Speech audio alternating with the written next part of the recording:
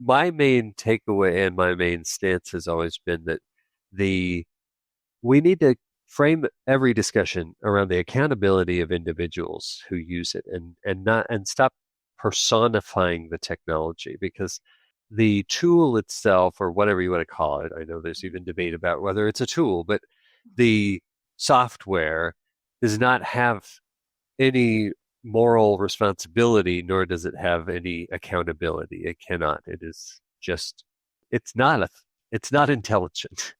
Let's just put it that way. Step into the world of success with your brand amplified, the ultimate podcast designed to unravel the intricacies of thriving businesses. I'm your host, Annika Jackson, and I'm on a mission to uncover the stories, strategies, and secrets that have propelled entrepreneurs and business leaders to success. Like many of my guests, Christian Hurst is multifaceted. And like many of the conversations that I'm having, particularly lately, we are all striving for human connection. We're trying to figure out what that means.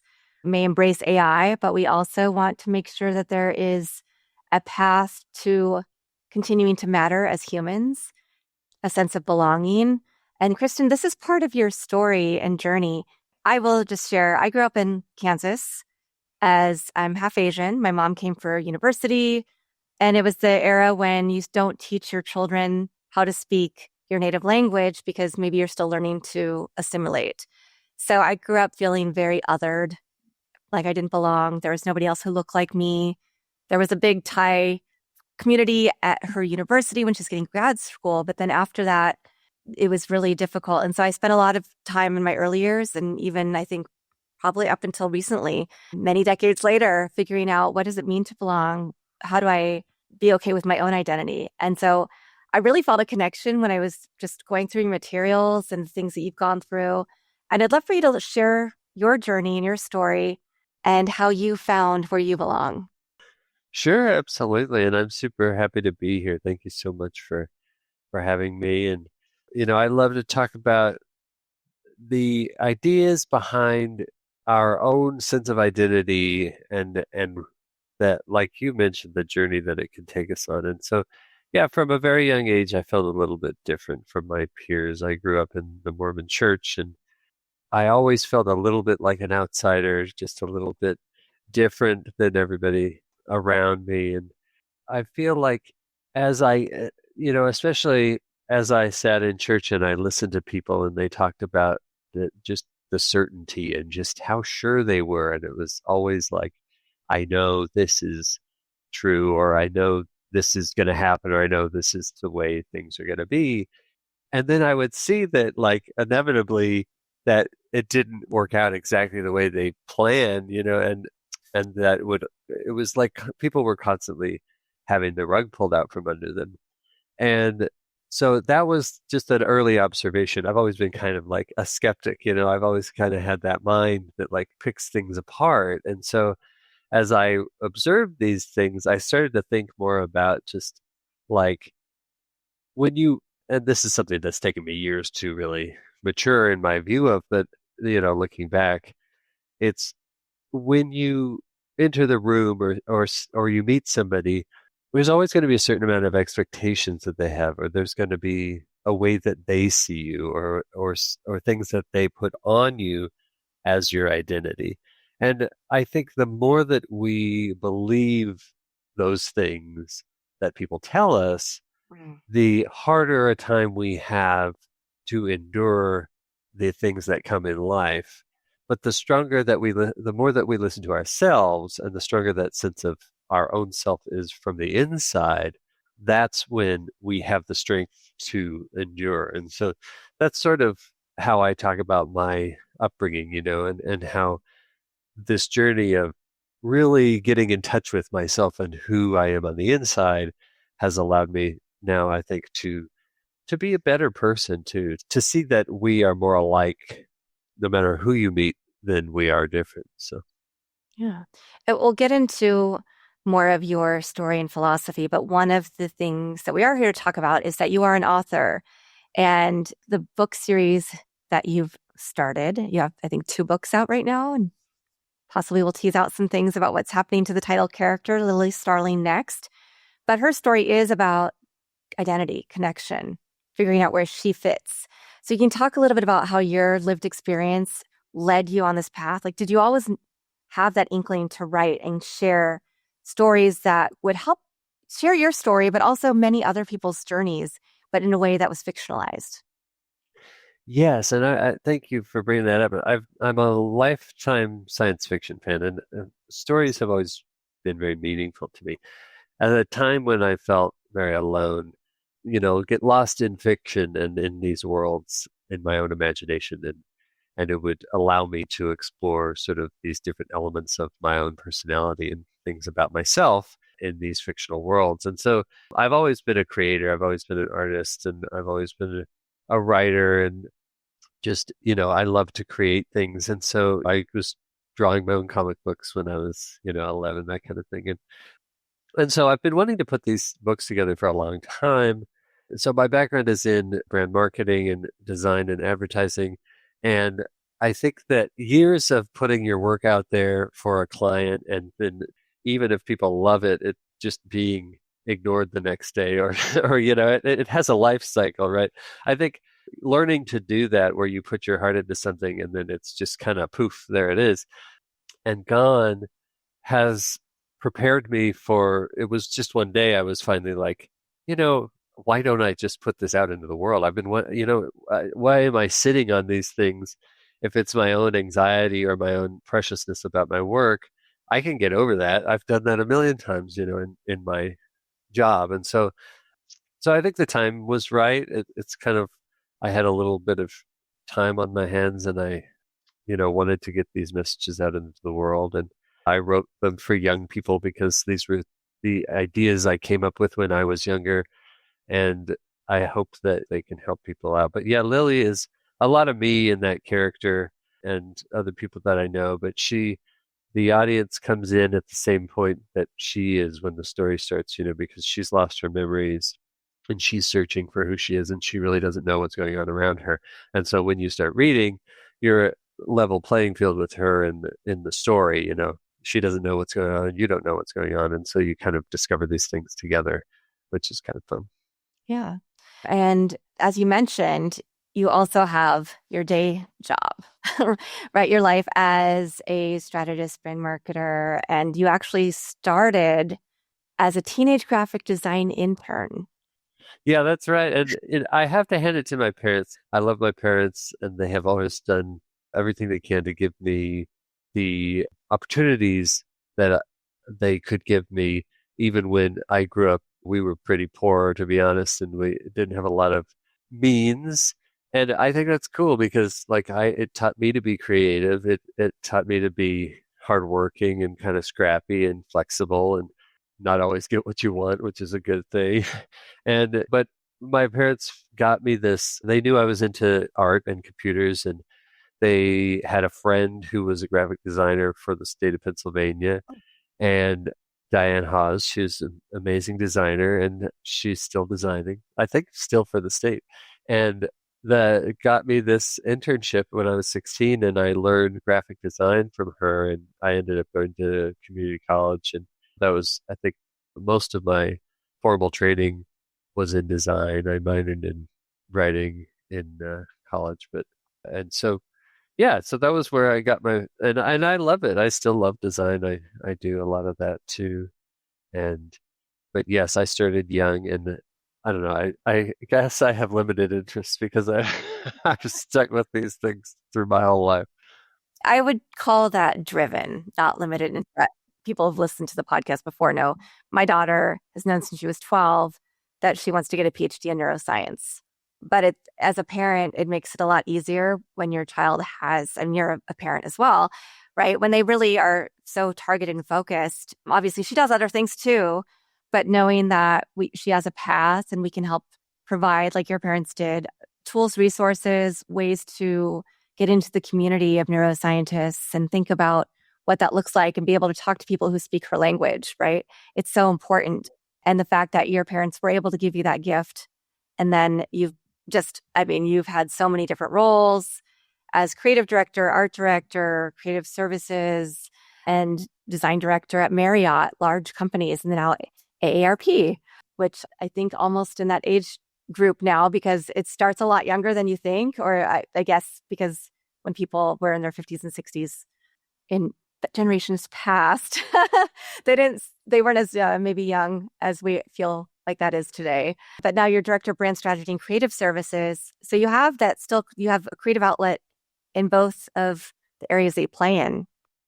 That's right. And I'm so privileged to be able to, work at AARP and be a part of the great work that they do. And I do have to say that my views and opinions here don't represent AARP as an organization, but I really genuinely believe in their mission, and I'm so grateful to be able to use my talents for an organization that does good. And that was something that has been a long-term goal of mine for a long time. But working at Marriott and other places like that was super fun, and I got just amazing experiences and lots of stories connected to that. But it's really neat to be somewhere that I can say that they're actually making a difference in the world. That's neat.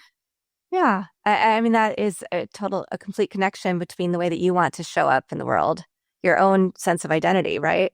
Is really being purpose driven and helping people feel a sense of belonging, because that's part of what they're doing, is trying to make sure that people who are nearing their older ages still feel connected to the world and still feel Right, valued. exactly. Yeah, it's about empowering people to be able to choose how they live as they age. And I think so that it's appropriate to start thinking about that at any age, because you don't think about it. We don't think about getting older, right? And then until it comes along, and that's one of the things, just inevitabilities. As long as you're on this planet, you're getting older. But I think it goes along too with like what you were saying about your daughter, and I think it's really I have learned as I've worked with younger people that younger people need to see that the opportunity is possible in order to be able to get there themselves. And that was something that I kind of took for granted because my parents were very much keyed into the fact that, like, if I was interested in a certain thing, they can sort of put it in front of me and I can follow that and learn about it. And that it never occurred to me that certain things were out of reach, even though we didn't come from, I didn't come from money or anything, but it never occurred to me to limit my own dreams. But I have learned that, especially in certain communities where maybe the parents haven't seen the inside of a office or a lab or a creative agency or whatever it is, then they can't really give that to their children as a lived experience either. And so it's so cool when you like, well, I was in community college and I saw like my mentor there, who's just amazing, Marjana Talebi. She runs the program there, but she has structured it so that the class would actually go and visit different agencies and businesses that employ graphic designers. And seeing that, I think, was really important for a lot of my classmates there to be able to visualize that, oh, I could sit in that chair and do that someday. And that's not something that everybody gets. So I think it's cool when you're able to hand that to somebody. Yeah, absolutely. It's interesting because one of the things that you do talk about as well is storytelling as a form of survival. But in storytelling, you also said that Lily is a mix of you and who you identified as when you were young. So I want to get into that a little bit deeper in terms of when we're in stories, when we're reading, do you think it's because they reflect parts of ourselves back to us? Or do you think that we are trying to escape our real lives and our lived experiences? Or is it a little bit of a mix? It's a very good question because I have been thrown that a lot where it's like, my books are not true escapism, which I would agree with. But I also think that there's very little fiction that is actually pure escapism. Like, Yeah. usually it's written from some perspective or point of view. I was talking about this with my wife the other day, Jackson Pollock's paintings, and Jackson Pollock always famously said that his paintings didn't mean anything and that there was no meaning in this art. But I mean, it says a lot about you when you have a warehouse sized canvas and you come up with different ways of like throwing the paint onto the cat. I mean, of course it says something. It still says something even when he claims that it doesn't say anything. And so I think that you can lose yourself in a work and it can be escapism in the fact that it can take your mind off of things. But I think also the art of it still could inspire you even in ways that you maybe didn't expect or aren't thinking about consciously. Yeah, definitely. And when it comes to your own art outside of the workplace, right? The book series, are you planning to do additional books in that series? Do you have other creative ideas that you want to get out into the world that are just waiting for you to take the time to do so? Yes, I have too many ideas, but and I was telling someone the other day, I didn't expect the Lily Starling series to take off the way it has. So and I'm so tickled and happy that people have connected with it. But and so I'm kind of in this now. I'm kind of locked in it now because there are 5 books that I want to do. I want to tell this story to completion. But I do have lots of other ideas too. It's not just this one. I think some people become authors because they have this great idea for a book and they write it and then they're kind of bound to that book to try to make it succeed. Fortunately, as sort of like a multimedia artist, I have so many ideas like that if one thing doesn't work out, I can move to the next project pretty easily. And that's where like my training as a designer comes in because it is kind of prototypical. You make the minimum viable product and you see how it works and see how people engage with it. And if people like it, then you refine it further. One thing in the world of creative pursuits is, of course, artificial intelligence, generative AI, all the conversations around that. I use some of it for my podcast, right? For some of the, not for editing, but for some of the creating materials with human oversight. I also teach digital media management, digital social media at university. Obviously, every conversation we have has to involve, okay, what is AI doing in this area? So I'm interested to hear your perspective as somebody who is, brand strategist, a creator, visually and with a written word. How have you seen it change the industry? And what do you think are the takeaways from trying to be somebody who actually is an authentic creator, but also having, this world where there are people solely creating with AI, or knowing that a lot of what we see now on the internet has at least a little AI, whether it's image generation or wordsmithing or I think that it is, I mean, it's a fascinating time to live in. I think the computing world, especially, is changing in ways that we cannot foresee in the next, 5 to 10 years. But a generative AI, specifically when it comes to the creative world, I think there are enough conversations that we could probably fill, a couple days worth of podcasts as far as that goes. But my main takeaway and my main stance has always been that the we need to frame every discussion around the accountability of individuals who use it and stop personifying the technology because the tool itself or whatever you want to call it, I know there's even debate about whether it's a tool, but the software does not have any moral responsibility, nor does it have any accountability. It cannot. It is just, it's not it's not intelligent. Let's just put it that way. And so if someone steals your intellectual property, creating an image using one of these tools and they make an image that looks like your artwork and they post it, please do not try to like treat it any differently than if they had plagiarized your work without the tool. You know what I mean? It just makes the copy and it's like when the photocopier came out and people just started photocopying books from the library. You can't do that, right? And so we have to put the accountability on the individuals. I cannot steal someone's work and call it my own and expect to have no repercussions, right? So that's how I always start by just framing it in that way. And so like whether or not we use the tool or, what the proper uses of the tool are, the proper trainings or where you get the tool from, I think we can talk about that till the cows come home, or, it's an ongoing debate.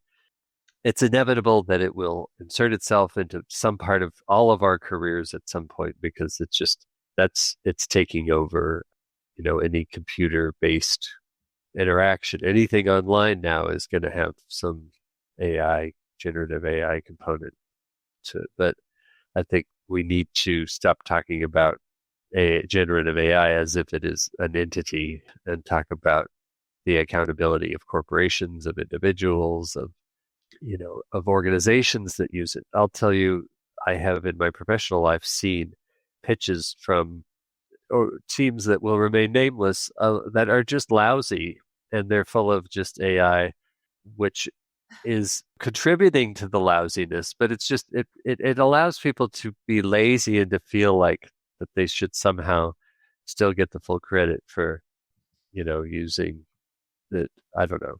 It can certainly shave some time off in Photoshop when you're trying to trace around flyaway hairs. I'll say that, but apart from that, I don't go into too much detail.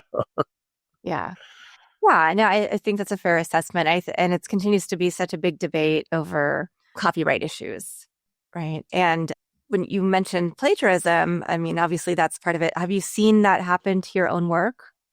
Not to my work, but I do know it's happened, and I saw an illustrator the other day who was complaining about someone had posted a photo to social media of that was essentially a Chat GPT altered version of their work, and they were talking about it was basically a long post that was railing against ChatGPT, and I was like, but you should be railing against the person that stole your work. Right. The person stole your work and posted it to social media, but you're not complaining about them, their actions at all. You're complaining about AI, and so I think we need to focus our efforts on the fact that anyway, I don't want to repeat myself too much, but you get the point. Yeah, and just thinking about how we connect and what it looks like to be empathetic towards other people, to, create this humanness when we do have a world where technology is going to continue improving and taking over parts of our lives, right? So I mean, obviously, I'm sure writing is one of those ways to connect and create empathy with people. What are some of the things that you think we should be considering to make sure that we're connecting truly? Because another thing, we all see what's being recommended to us by recommendation engines, right? From machine learning, whether it's what TV show or streaming show we're going to watch on whatever platform, to what we see on, if we're doom scrolling on TikTok or trying to find friends on Facebook or whatever the platform is, even book recommendations, right? From Absolutely. Goodreads or from Kindle or wherever. So what is the role that we can play as creatives, as humans who want to still have these lived human experiences and connect with people and maintain some kind of empathy beyond what the algorithm's trying to tell us about and what the narrative is from the algorithm? Yeah, I think that, technology can be a great help to us when it comes to connection because, like what we're doing right now, we're having a good, honest, real conversation, from far away. And I think those are legitimate things. I think like social media has its ups and downs, if you view it more as entertainment, I think that it's a little healthier than trying to view it as actual human connection. But I think that, yeah, on the flip side, it's like there's a safety issue, right? Because a lot of times what we're being told we will enjoy is what, the corporation connected to the platform that we're on, wants us to consume. And so we just have to keep a clear head when it comes to that. But at the same time, and I did a video series on this recently about Amazon and how we tend to make Amazon the villain all the time. It's kind of this like post-apocalyptic thing happening in our world and in real time. And a lot of authors talk about it, and we would rather just sell our books from a cart on the sidewalk kind of thing. But the reality is that I think a lot of good voices and a lot of human voices can still use these platforms that may not in themselves inherently be good, but to get their message out to a larger group of people. And so, yeah, I think everybody's going to see it differently. Everybody's going to connect differently. But I do think that the most important thing is that we have these real moments, whether they're virtually or whether they're in person, and just talk, put the social media down, especially, I think, and have a real conversation. Yeah, these conversations make my day. When I get to speak to people, and it gives me so much hope for where we're going, right? Even though we are using technology to have these conversations. And I know that I'll use technology to create some of the materials, and then my team will go through and make sure that we've captured what we really want to capture and fine tune things or completely edit things. But actually having this connection, this human to human conversation, and knowing that we are across the country from each other, right? As well, it helps to know there are people who are doing this work and who see the value and connection all over. Exactly. And I think it goes back to this idea of that I talk about a lot, which is that we are more alike than we want to admit sometimes. And so, when you see someone on the street, you can choose, you can make a choice to either see their differences and to view that through the lenses that have been put upon us, and to view that and to say, well, I hate X, Y, and Z about this person. And that can be very real to people. But if we come from an internal place and we are a little bit better in tune with who we are inside, I think it's much easier for us to first see the things that we have in common. And then, obviously, yes, it's important to recognize our differences. But I think that is the first step, is to just see past the differences first, and then we can have a conversation from a more equal, level. Yeah. In your work, whichever part of the creative side spectrum you're on, you have so much experience in branding and create direction in creative writing. What are some things you've learned about people from the stories you've shared, whether it is a brand story for one of the major corporations you've worked for or in your own books? I think the lesson that I'm repeatedly taught, and it's something that my favorite authors, Victor Hugo and Ursula Le Guin, who actually I found out later was a big Victor Hugo fan.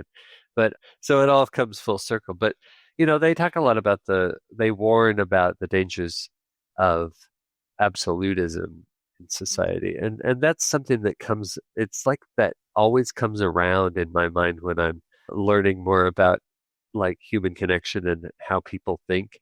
And it's this idea that the more that you say that going back to what we talked about earlier on, the more dangerous it is. If you say, I know this and I know that, and those things turn out not to be true, or if you say, I think this is good. I mean, we see it all the time, right? People say, like, what's going to happen in the next election, blah, blah, blah, blah, blah. Or I know I know what X Corp's going to do, or I know what this is going to do and what that's going to do, but you don't know.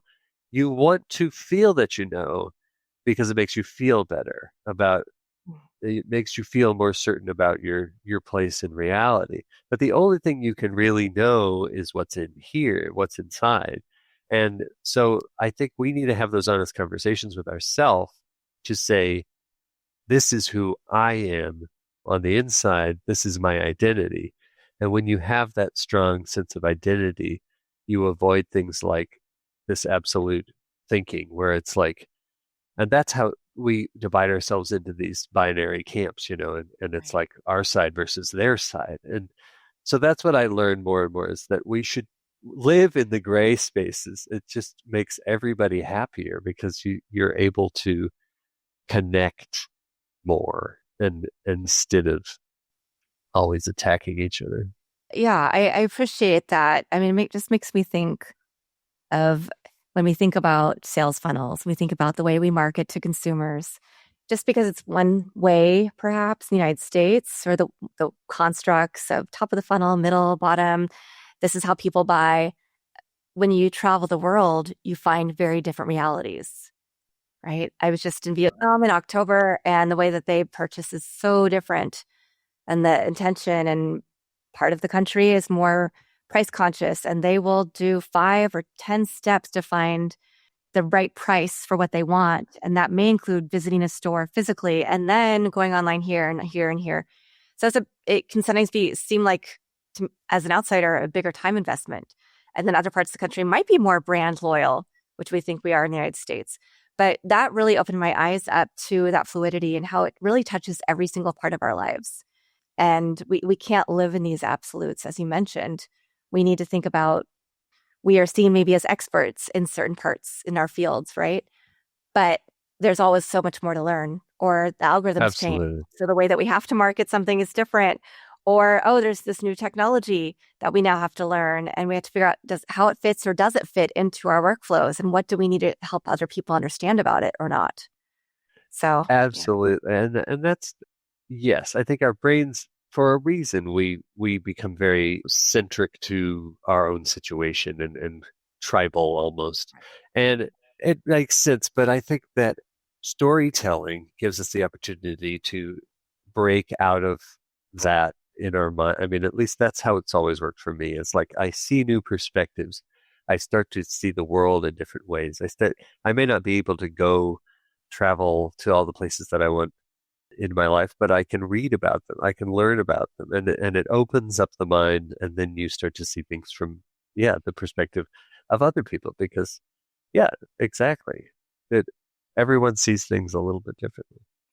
So, what are some of the things you're taking into your life, whether it's in the next year, 3 years, 5 years? You have a family, you have pets, you have book series, you have your day job.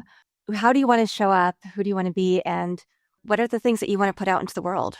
What do I want to be when I grow up? Yeah. It's interesting because if you asked me 10 years ago, would I be in the world of science fiction, like as an author, I probably would not have seen that coming. So I try not to get too wound up in what's coming in the Mhm. future. I'd like to see more and more people find my stories. I think that would be cool to see, Lily Starling on Netflix. I don't know. We'll see. Yeah. Okay. We see it happening. Yeah. Amazing. I think I have a sense for this question, and I don't want you to repeat yourself, but I'm going to ask for, what is the one thing you want people to take away from the work that you do and from our conversation? Sure. I think the one thing that I would like to leave with people is to just keep going, because a lot of times that's where we trip ourselves up, as we give up too easily. And it sucks to be bad at things, right? But that's how you have to start everything, is to be not the best at it, right? And so just don't give up and keep creating. And if you try to get a book published and it doesn't work out, or if you try to get this job and it doesn't work out or whatever, don't take that as a stopping place. Take it as the next step to where you want to be. And you can always create more, and you always have the capacity, I think, for broadening your imagination even more. So don't stop, keep going. Yeah. Fantastic. Thank you so much, Christian. This has been a really centered, grounded conversation. I've really enjoyed it. And I've enjoyed having this very human conversation about different aspects of your life and how you connected those to where you wanted to go, where you wanted to be, and even the gratitude you have for that early life you led. It's really refreshing to see that. And I do think out of adversity comes some of the most beautiful things that we can learn and that we can do in the world. Thank you so much. It's been wonderful. Yeah. And of course, we're going to lead people to your publishing website where we can find your books. And what I love is that you have major retailers, local bookshops, and Amazon, all three really great options for people so they can choose who they want to support and how they want to purchase. So That's right. Yep. And I'm easy to find online. So, if you want to follow me on Instagram or TikTok at C Hurst Publishing, or just go to lilystarlingbook.com and you'll find it. great. Well, we will have some of those links in the show notes for everybody to click through really easily. So if you're driving, don't worry. We have a link for you. And when your series becomes a show, let's have you back on so that we can talk about the next iteration of your life. And are you now just like in that? I see it happening. So when it happens, is that the moment you take the next step in your journey to fully become just a published author, getting other series out and seeing them on the big screen?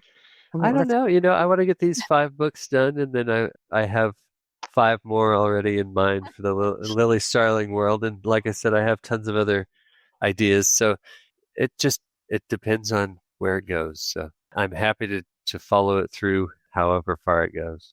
Amazing. Thank you to everybody who's watching this episode or listening to it. These are my favorite kind of conversations where we're talking about some of the things in tech, right? And some of the things that we do in the real world, but really getting into your story, your journey. And I know that everybody who's listening can relate to some aspect of it. So just remember Christian's advice, keep going.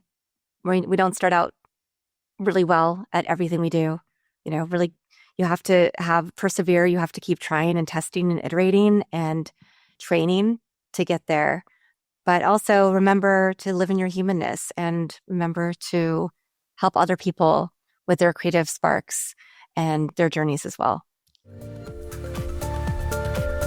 Thanks for listening or watching to this episode of Your Brand Amplified. Don't forget to leave us a rating or review on your favorite podcast listening platform. And if you want to learn more, check us out at yourbrandamplified.com.